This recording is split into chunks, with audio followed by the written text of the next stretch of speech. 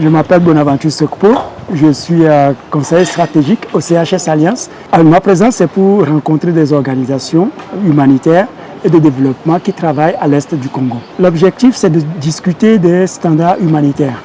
C'est la raison pour ce travail, c'est qu'on s'est rendu compte que certaines organisations qui travaillent à l'est de la RDC n'ont pas la connaissance des standards. Et malgré le fait qu'elles travaillent, elles font peut-être certaines choses qui rentrent dans le cadre de ces standards, mais elles ne connaissent pas ces standards. Et vous savez aussi qu'on a besoin que les organisations soient reconnues par les acteurs, les partenaires internationaux.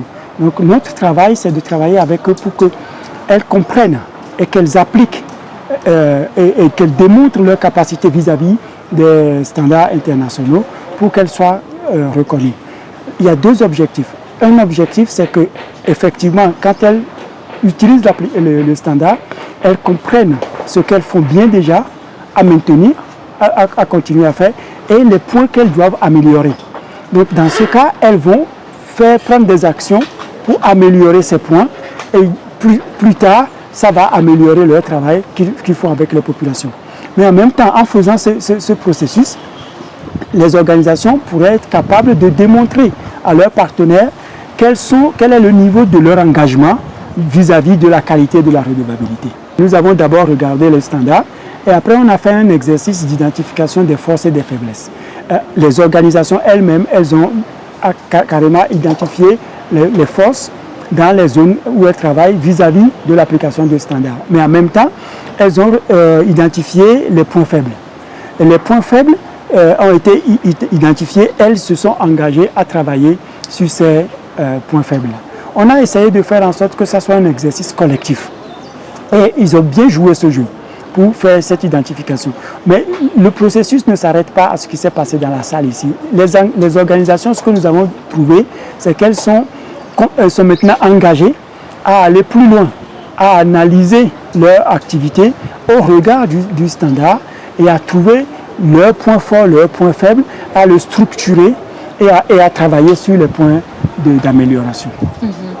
Et après, vous leur avez parlé de CHS Alliance. C'était avec quel objectif? Alors, je leur ai parlé de CHS Alliance parce que le CHS Alliance est un réseau global regroupant les organisations qui s'engagent à appliquer le CHS. Alors, si les organisations congolaises s'engagent aussi à appliquer le CHS, ce serait bien qu'elles fassent partie de ce réseau et dans ce réseau-là, elles vont se connecter avec d'autres organisations dans d'autres pays qui appliquent le même standard et il y aura un partage d'expériences intéressantes.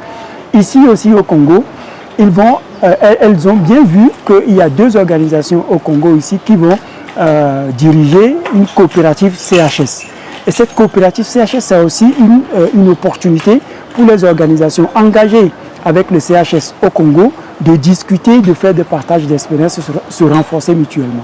Ce que je voulais mettre ici, c'est que les organisations, si elles appliquent le CHS, comme je vous dis, ça leur donne une capacité structurée pour mesurer où est-ce qu'elles en sont vis-à-vis du respect des standards.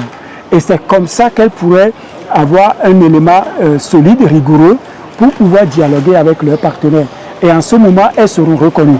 Et ce que nous, on cherche, comme la localisation, c'est que le pouvoir soit au niveau local. Les organisations nationales puissent jouer un rôle de leadership dans la mise en œuvre de l'action humanitaire.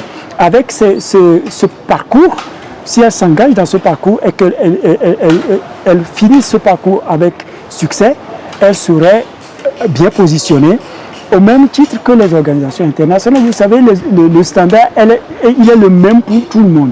Si une organisation nationale arrive à démontrer qu'elle applique le même standard au même niveau que les organisations internationales, je pense que ça commence à positionner les organisations nationales correctement. Nous allons toujours continuer à encourager CONAFOD. Il y a un élément que j'aimerais aussi souligner par rapport à la sélection des organisations qui ont été ici. CONAFOD a bien fait de mettre aussi dans ces plateformes et dans des ateliers comme ça, pas seulement les grosses organisations qui sont à la tête, mais aussi à favoriser les petites organisations locales qui travaillent bien dans les zones, mais qui n'ont pas cette opportunité de se faire connaître. Mais aussi, je donne mon message aux organisations elles-mêmes, que pour moi, Ce genre de travail, ce n'est pas d'attendre que quelqu'un le fasse à leur place. Elles ont leur rôle à jouer. Si elles veulent prendre le pouvoir, elles devraient aussi prendre des responsabilités. Merci, Monsieur Bonaventure. Merci beaucoup.